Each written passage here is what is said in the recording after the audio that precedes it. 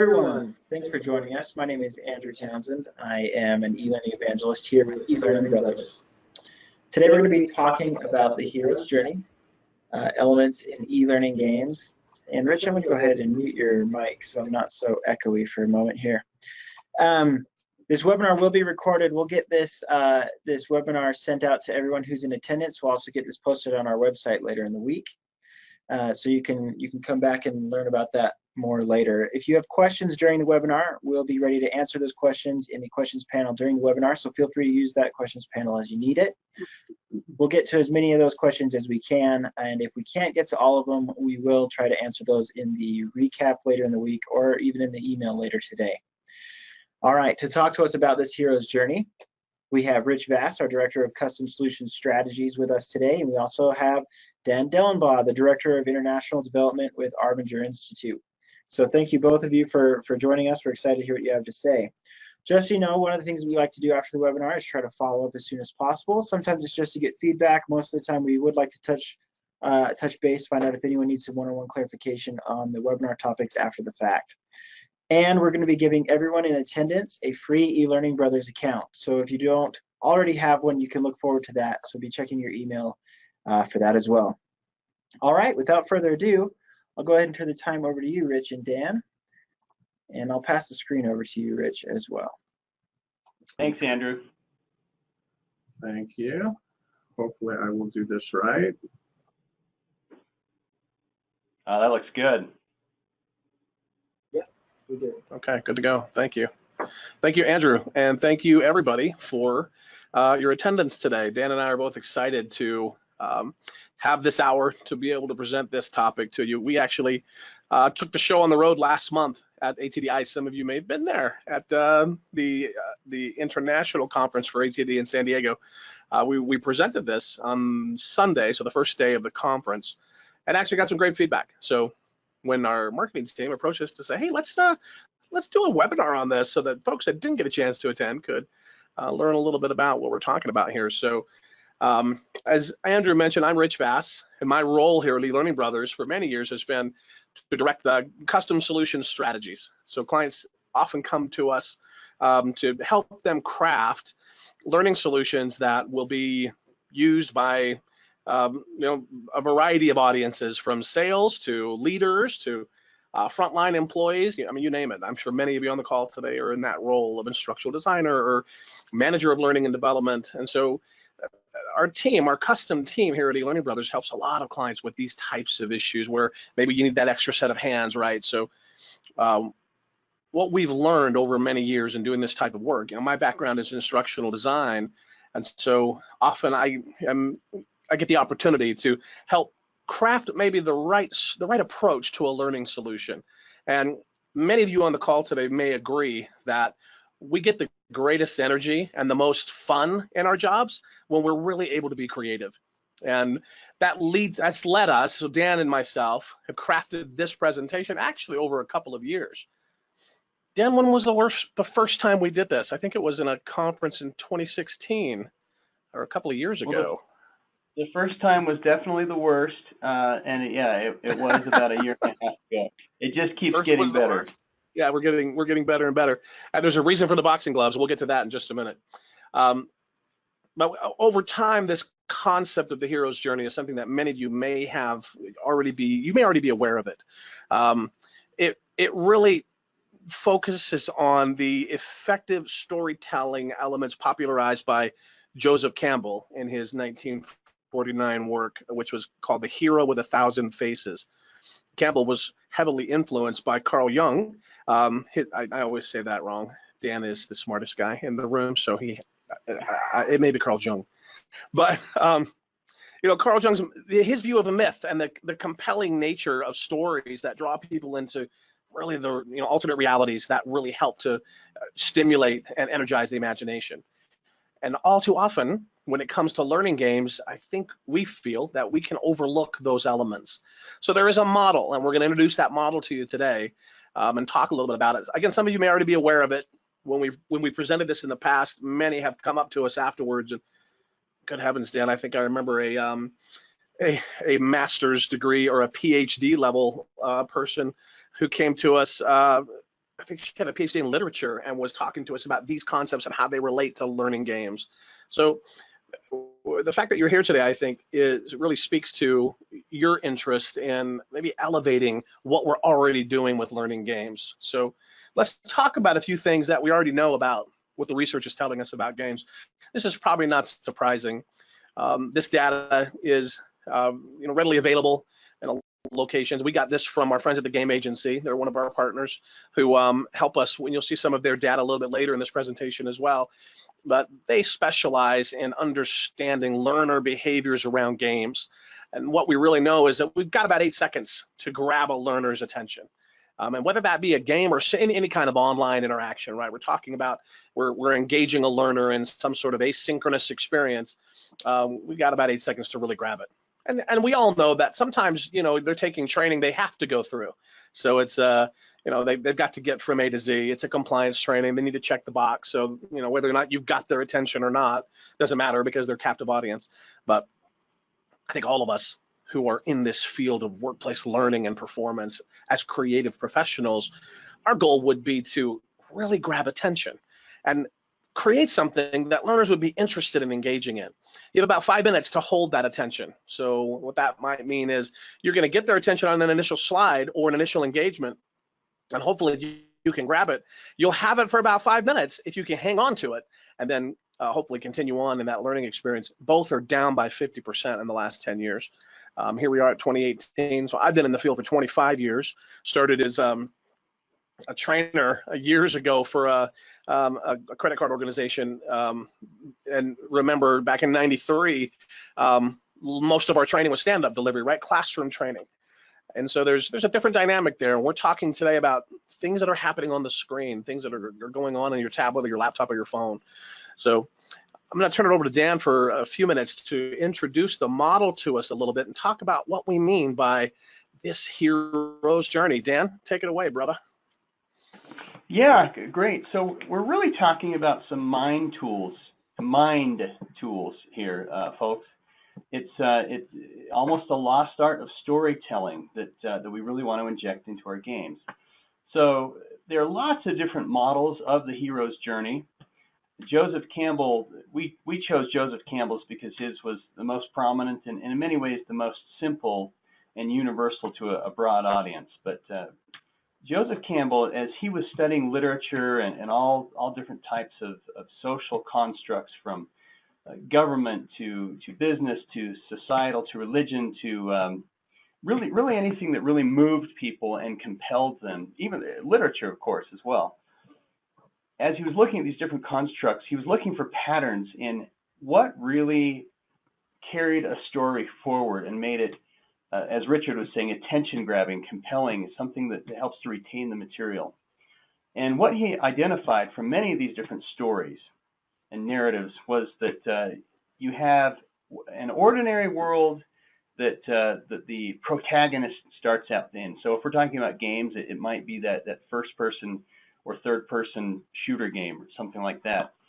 We have this ordinary world that somebody starts out in, and the ordinary world is fairly comfortable.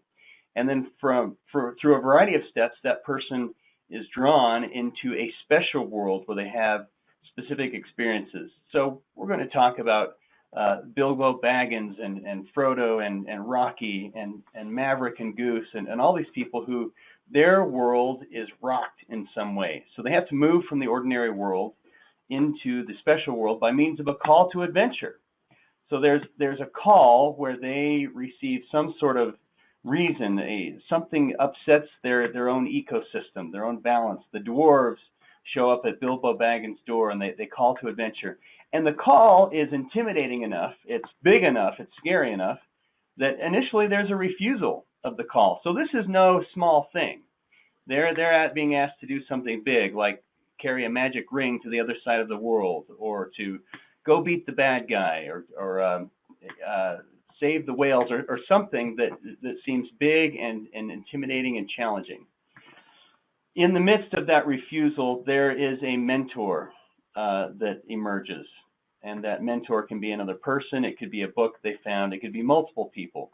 But there's typically a mentor who has advanced knowledge and is able to coach the protagonist and help them to cross the threshold into this special world. They do eventually make that decision. It's not an easy one, but they make that decision to cross into the special world. And then there are test enemies and allies that the protagonist will run into.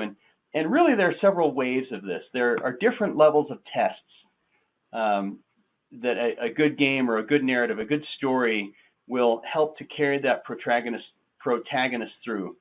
And there's approaching that challenge. You can envision carrying that sword up to the fire-breathing dragon, and it's scary.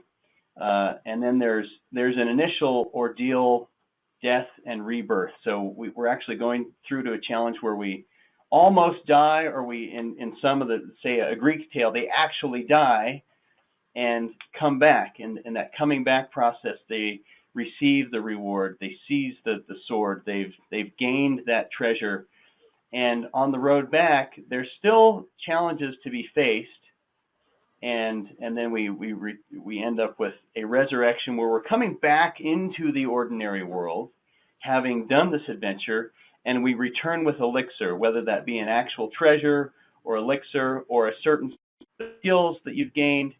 And so you'll see this pattern over and over again in the great stories of the world. And what we're suggesting is that you're including this in your gaming elements, this transition from the ordinary, comfortable world into a special world where we have challenges and skills developed throughout, a return back to our ordinary world, essentially a changed person capable of new things.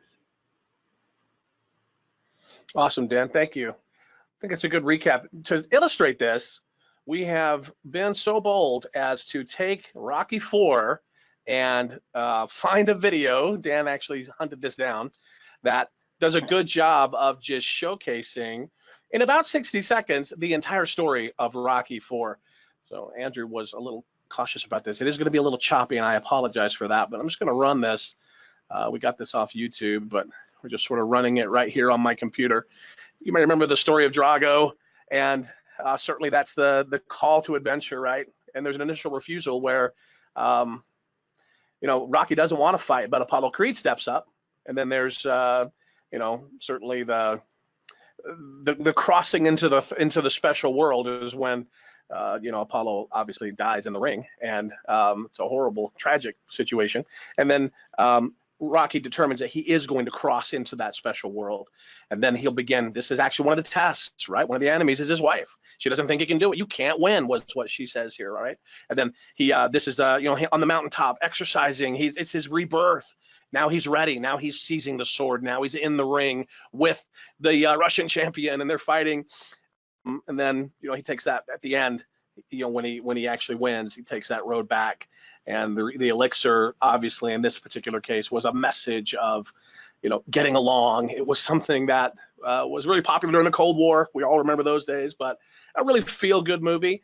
We could have chosen any number of different examples to show you, from Star Wars to, as Dan mentioned, the Frodo and Bilbo and the Lord of the Rings story. But the point we're trying to make, and I hope that it's kind of coming together in your mind, is that this is what makes a great story.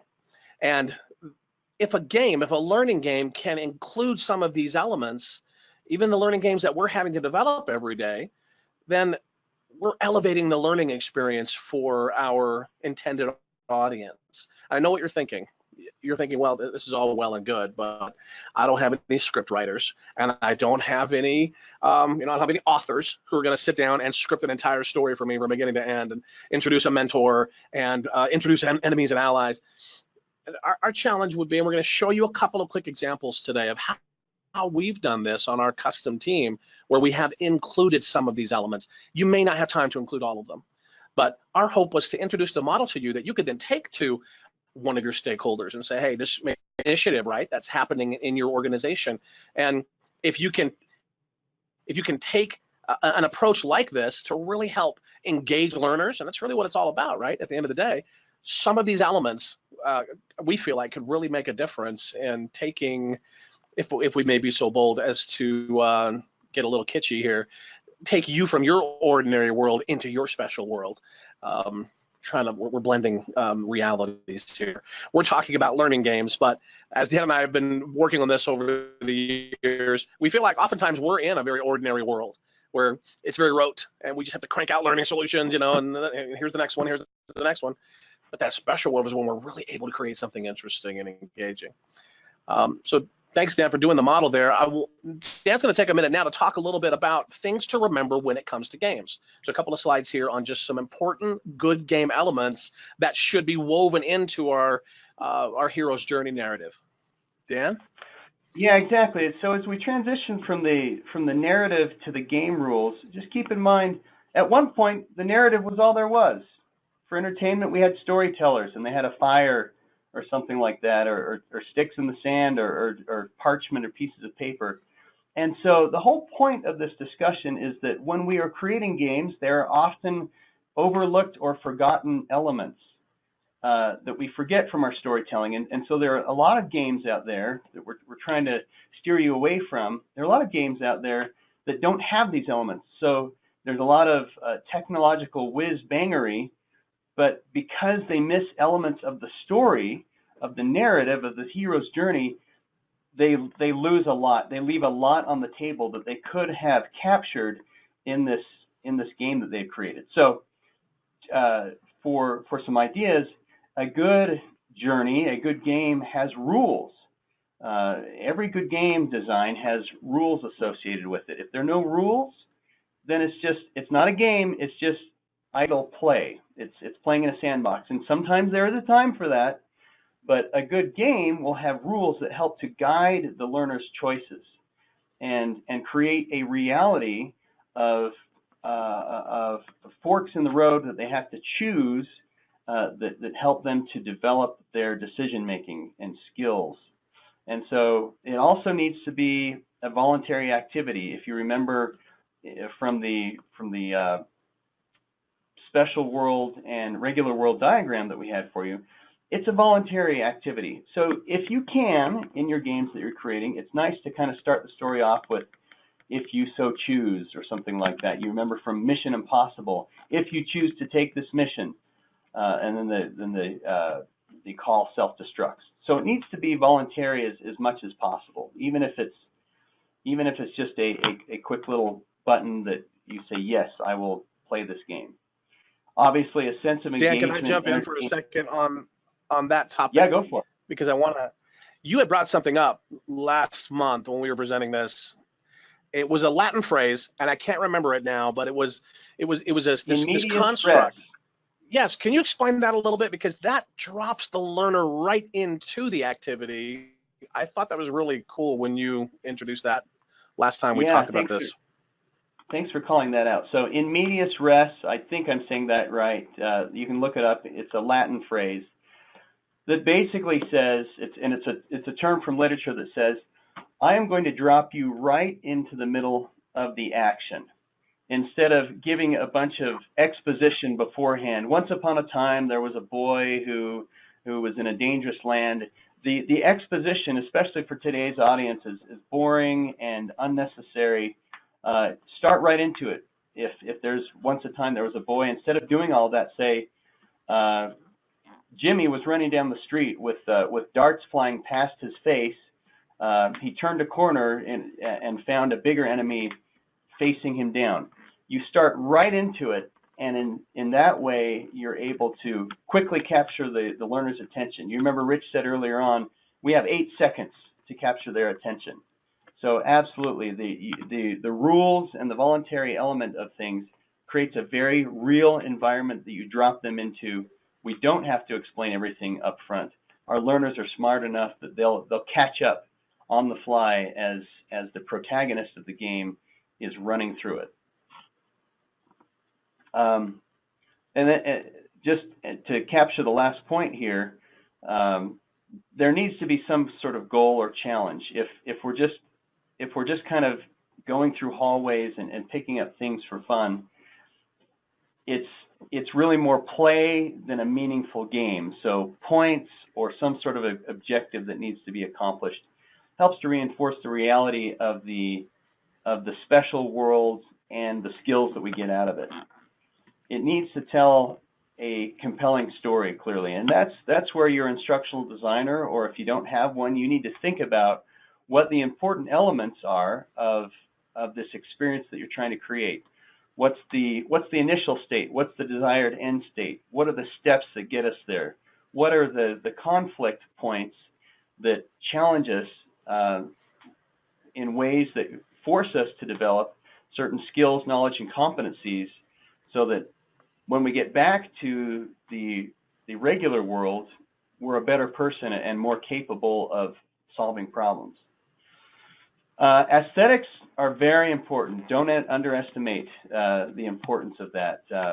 What did we decide, Rich? We probably spend in any game that we're putting together about 30% of our overall budget just on that graphic design piece, something like that.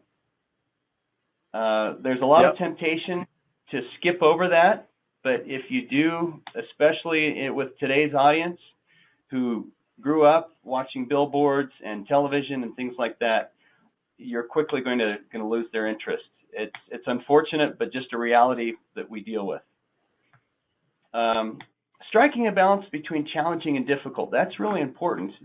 As you think about your own gaming experiences, or if you have friends or kids that play games, you'll quickly see that the games that are easy to get through are not particularly compelling. People don't go back to them.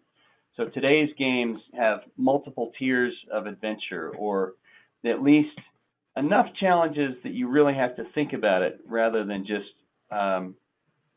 getting through it and being done. And then the last point here, and we want to give credit to our partner Stephen Bear at the Game Agency for coming up with these points, but Stephen pointed out you've got to give players control. That's the difference between just watching something passively and being engaged in a way that you're actually navigating the path. And in that way, you are definitely connecting with the material and having to absorb the knowledge that helps you to get past those challenges. So that's a really important point, is that control and what am I looking for? The interactivity of the game is really what makes it powerful as a teaching tool. Excellent. Thank you, Dan.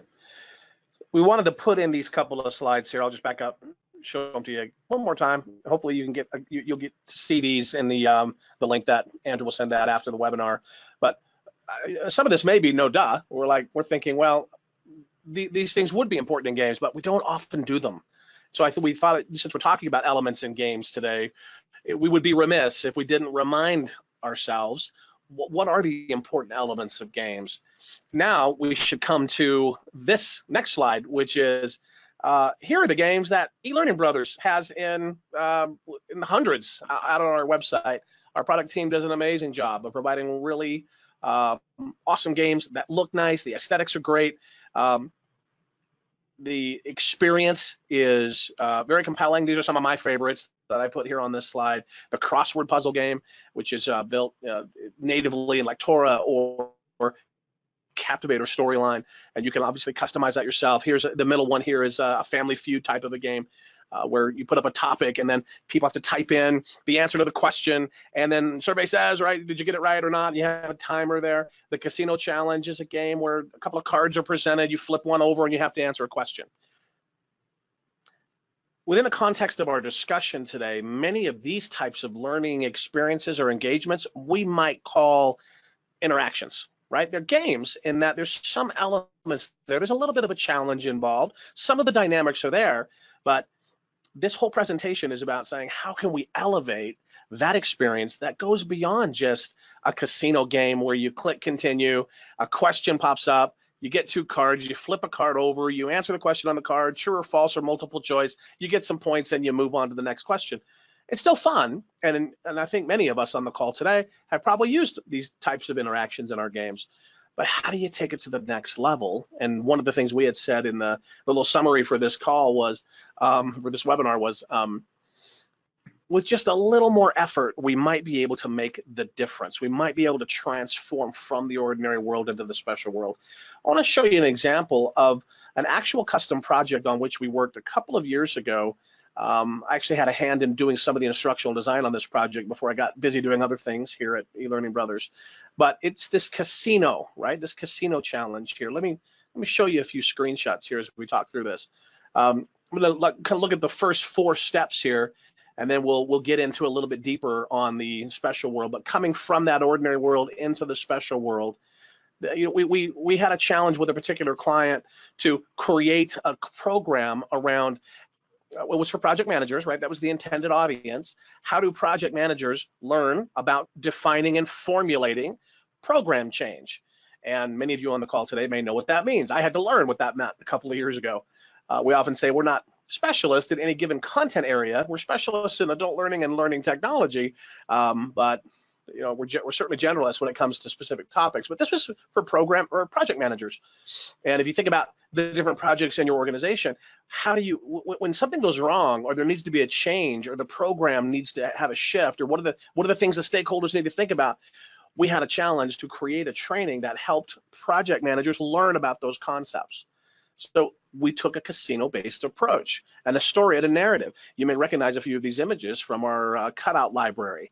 Some of these images, we did do some graphics work with them, but some of them we were just able to pull from stock photo. So we were able to get from our asset library and drop in some of the images here that provided a nice narrative. You meet the receptionist at the front desk. You then meet your mentor. This is the guy who's going to be sending you out on the project.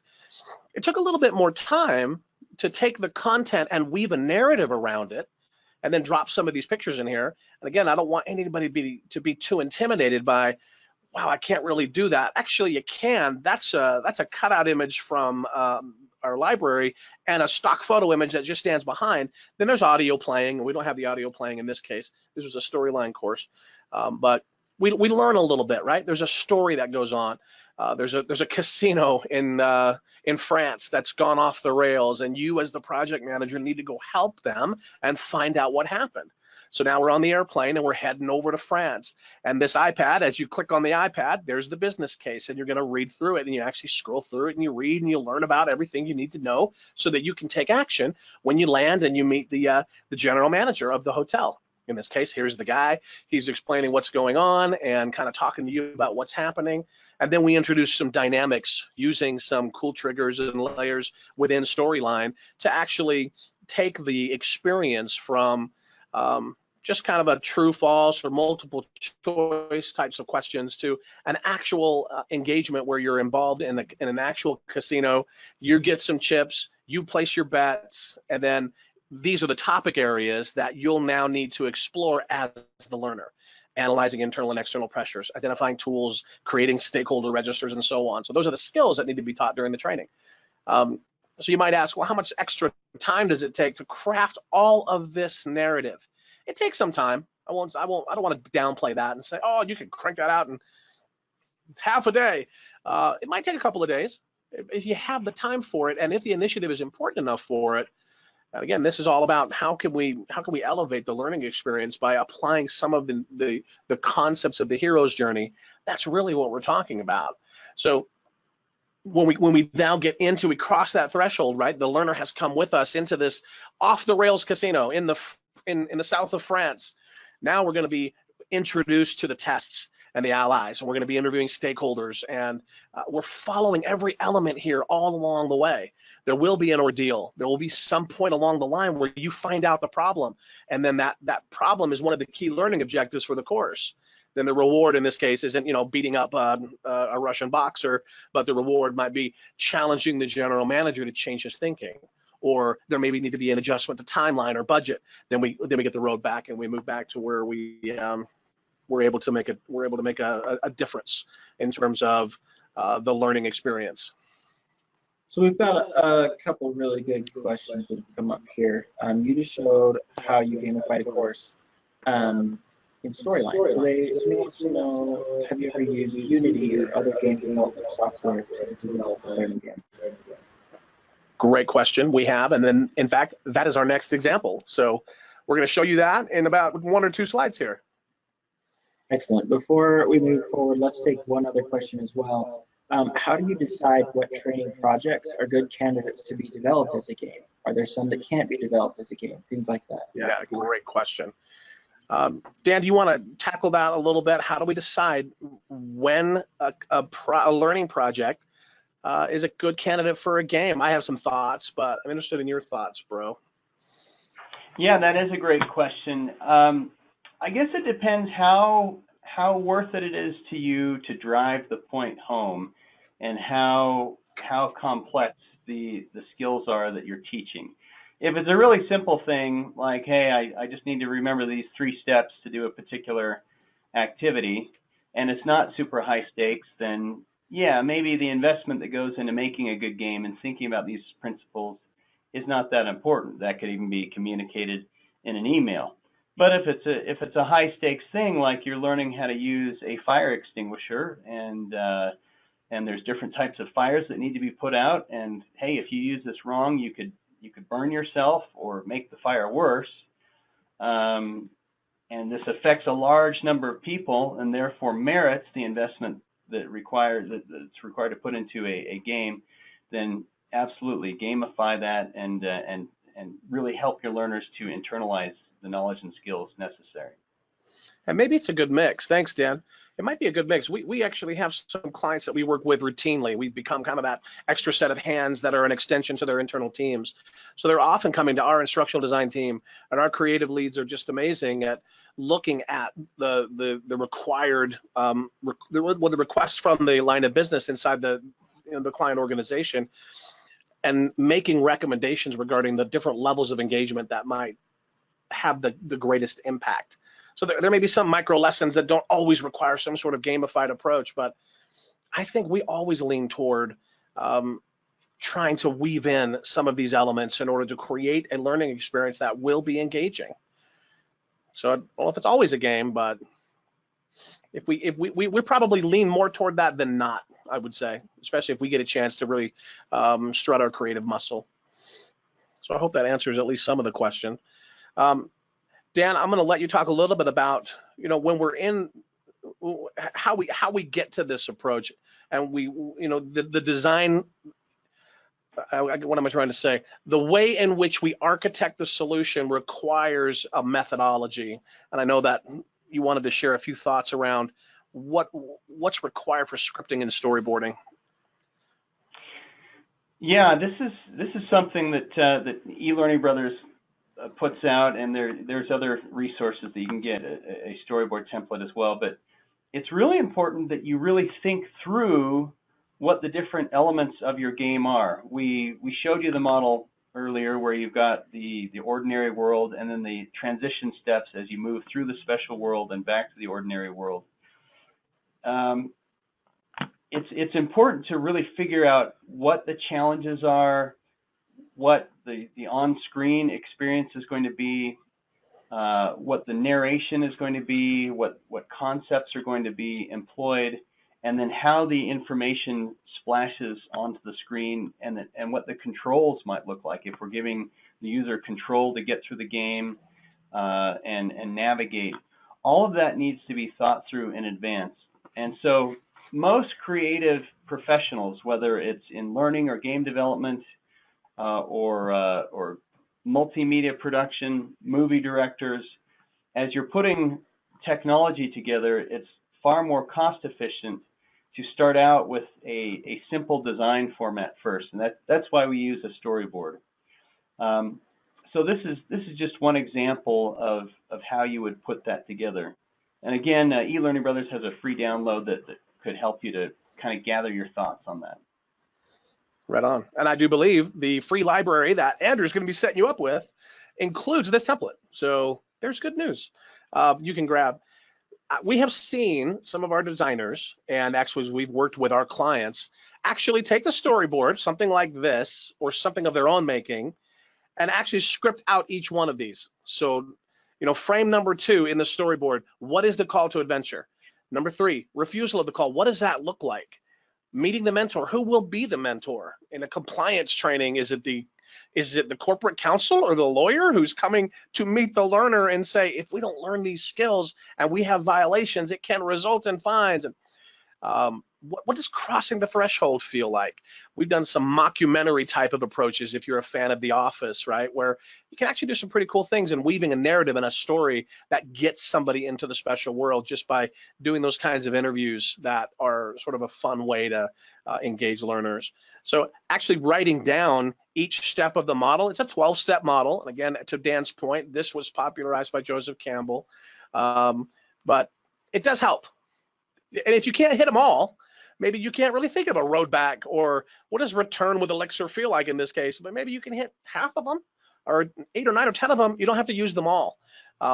The most compelling stories certainly do. And if you think of the stories of our age, right, we think about the amazing stories that have really been interesting to us, that we've really all become very involved with.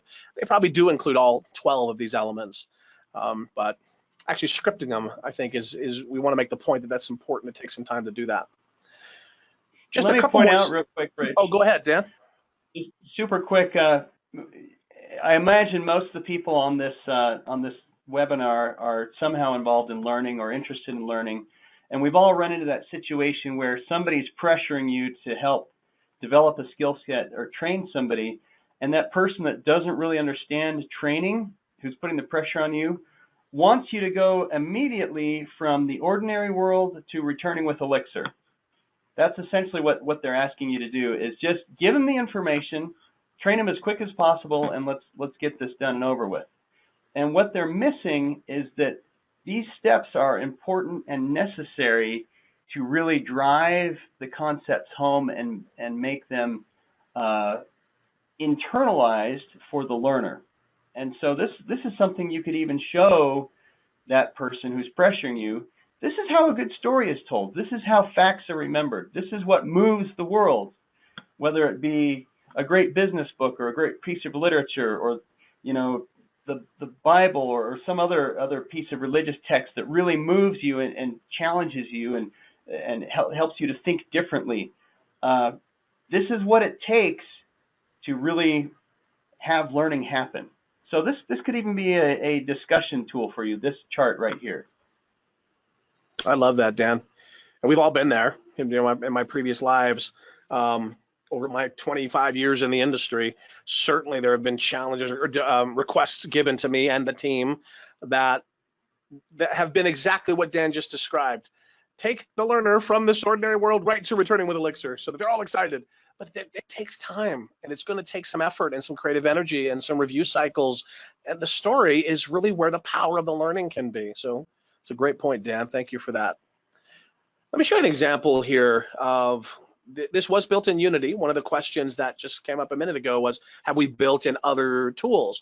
This actually was a project that our friends at the game agency developed for City, and you'll see that here in a second. But we wanted to showcase an actual sweeping kind of engagement that really does a good job of touching every one of these elements. It looks amazing. This simulation game is really all about helping users balance wealth, health, happiness, and successfully retire one day. So they have to make smart choices regarding housing, employment, leisure activities, and so on. Let me go ahead and launch it here. And again, I apologize because that jumped out of my PowerPoint. Can we still see this, Andrew? I think we're okay. I'm just going to go ahead and play on this. Again, let me go ahead and maximize the screen here. Again, I apologize if this is kind of a little bit choppy. This is running out on our Friends of the Game Agency site, so if you need to see this in greater detail, you certainly can. But using a tool called Unity, and of course, you can see there's a lot of graphics going on here. You're actually dropping the learner right into an actual story that plays much like a full video game that you might find on the PC or on an Xbox or a console game. Obviously, this is a high-end budget solution. Takes a lot of time. I don't know how long this took our friends at the game agency. I think it was a 6 to 9 month project as they worked with City to help provide this level of narrative and storytelling. But what's compelling about it is they did an amazing job of providing challenges all along the way. So everything we've been describing in the model for the hero's journey it's provided here. The call to adventure. You know, what is the call here? The call is for success in my life, to have a good, job, and to have ultimately retire well. So what are the choices I'll make along the way?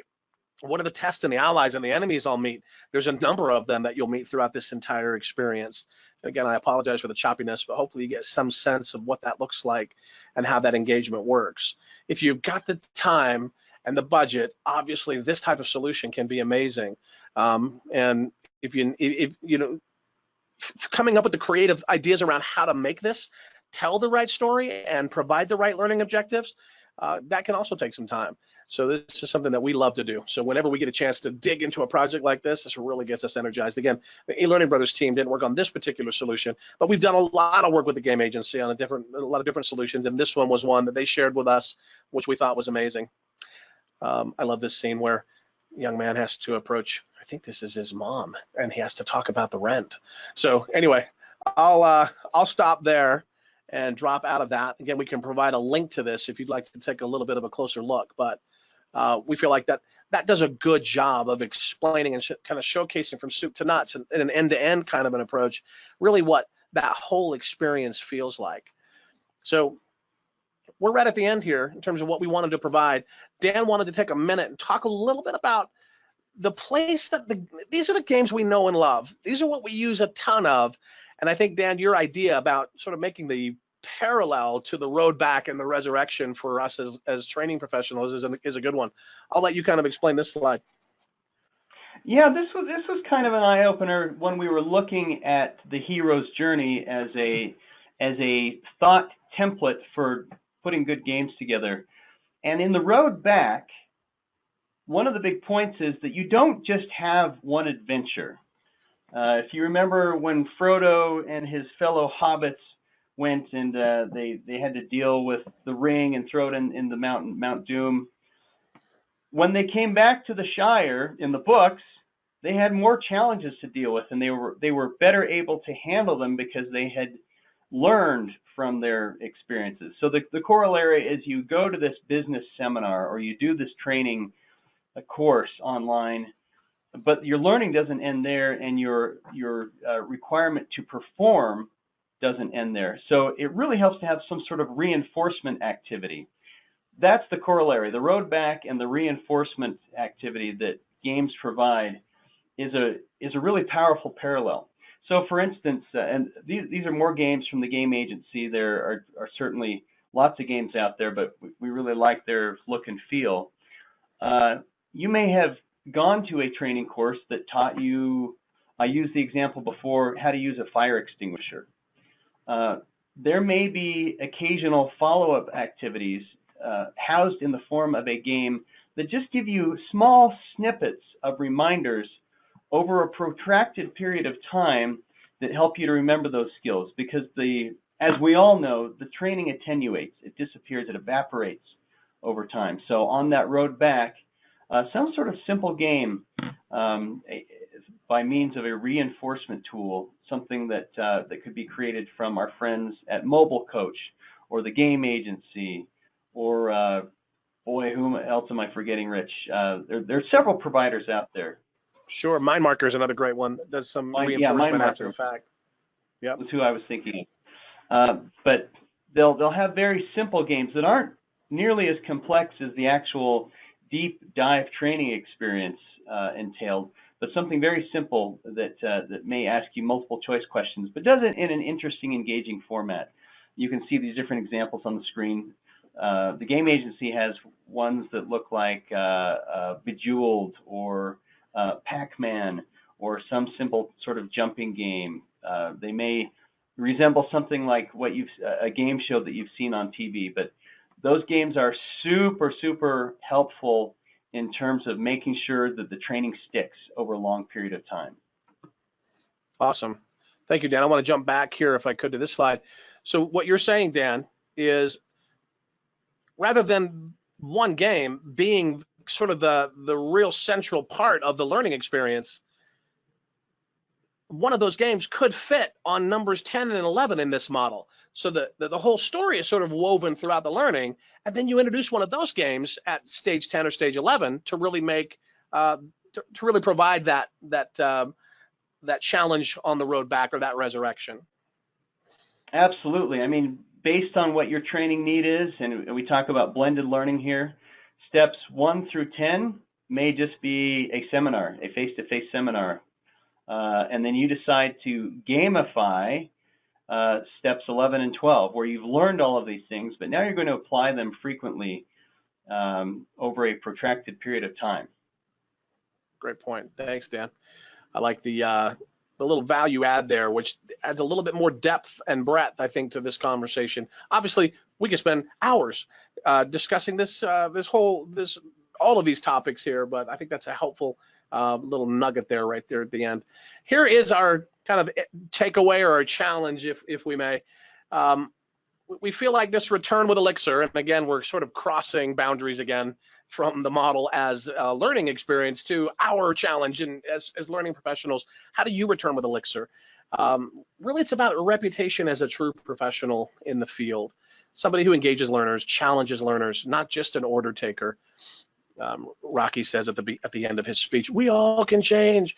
You can change. I can change. We all can change.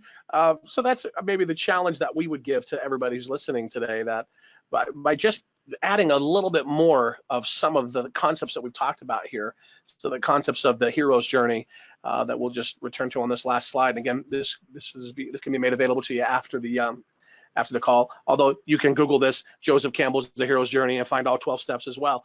The application within the context of learning, hopefully these some of the conversation here and the examples have been helpful to stimulate some creative thinking on your part, and at the very least, maybe provide you with some tools that you can show to your stakeholders internally at your organizations, whether you're a consultant or a designer or a developer or manager working inside of a company.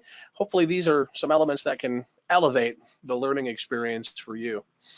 So thank you, everybody, for attending today. I've got a couple more questions here.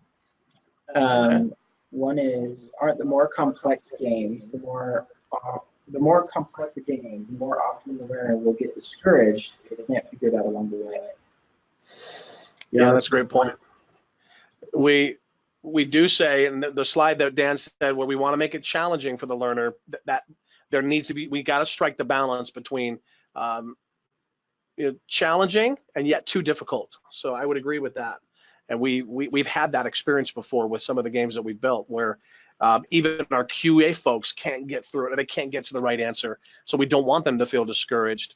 On the game that we showed you, the project manager game, where you had to go to France and save the project, there's a time when if you run out of chips, so you're betting along the way. If you run out, you're taken back to a specific screen where we're going to ask you to try it again, but that only happens once, and then we allow you to proceed. So there's some of that I think we have to help do some guiding on, and that requires some internal discussion, I think, with your stakeholders, your quality assurance folks, and your designers. A lot of full-time game designers will also recommend, if you're looking to get into a game and you want to think about the challenges that you put in front of your users and learners, if you're not a gamer yourself, it's a good time to start. Pick up a couple of games. They're free ones to download on your phone, different apps, and just start to get a feel for what the cadence might look like for having somebody progress from simple to difficult challenges. Now, Dan, you bring up a good point. There's some people that just aren't gamers. If you are developing for a demographic that maybe isn't this younger gaming demographic, what are some thoughts on that? Can you develop games for non-millennials, so to speak, to use that dangerous hot buzzword? We'll mess up the statistics here, but if I remember correctly, maybe you remember this, Rich, the fastest growing user demographic for games, I think, is women between the ages of 35 and 55 or something like that. It's not a demographic you would normally. Yeah, middle-aged women, which is fascinating. And so, yeah, everybody can be connected to it, because games can be totally different. Some can be, more violent, or all comprehensive, and others can be more of a distraction. There's lots of different motifs out there that you can use to connect with a particular audience. So I don't know that there's any one audience that would just be totally disconnected from a possible game development. Yeah, that's a great point, Dan. I think the narrative and the story that we're talking about here, again, back to the screen that we showcase the 12 steps or the 12 elements of the hero's journey. To Dan's point, that highest growing demographic of gamers in that middle-aged women category up to age 55 is really staggering. I didn't know that until a couple of years ago, and then our friends at the game agency educated us a little more as well.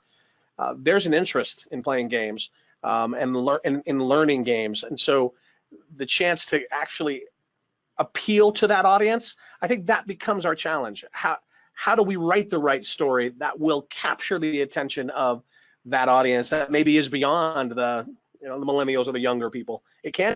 Statistically, there is interest in those types of games. Excellent. Well, that's all the questions that we have right now. There's a few more that we'll dive into a little deeper and try to get more answers for you later on. Thanks everybody for joining us. Thanks Dan and Rich for joining us as well.